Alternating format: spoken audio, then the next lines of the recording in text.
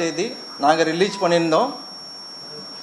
அந்த நாள்லேருந்து from 27/10/2023 to 9/12/2023 கிட்டத்தட்ட little more than one month, almost 1.5 months நாங்கள் வாக்காளர்கிட்டேருந்து claims and objections சொல்லுவாங்க.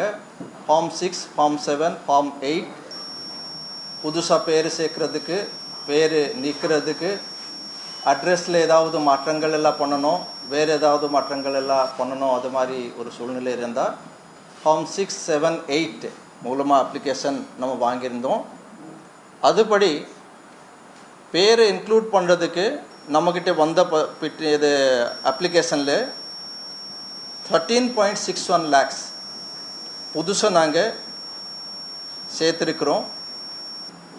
அதே மாதிரி 6.02 lakhs பேர் நாங்கள் டிலீட் பண்ணியிருக்கிறோம். இந்த டிலீட் பண்ணுறதுக்கு காரணம் ஷிஃப்டிங், அட்ரஸ் எல்லாம் சேஞ்ச் பண்ணியிருப்பாங்க, அது ஒரு 3.71 lakhs. Death cases 1.33 lakhs. Duplicate entries கிட்டத்தட்ட 97,000 இதெல்லாம் டிலீஷன் பண்ணியிருக்கிறோம்.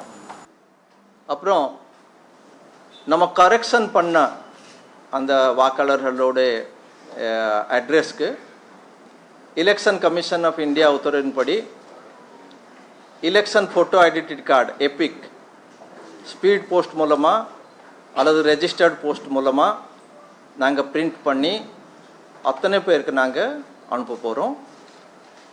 ஸோ நாளே யார் யார் நம்ம இப்போ ஃபார்ம் 6, 8 இதெல்லாம் அப்ளை பண்ணியிருந்தாங்களோ அவங்களோட பேர் வாக்காளர் பட்டியலில் இருக்கிறதா அதை செக் பண்ணலாம். அதுக்கு நான் அடுத்தடுத்து நான் சொல்ல போகிறேன் என்ன ப்ரொசீஜர் அதுக்கு இருக்கிறது.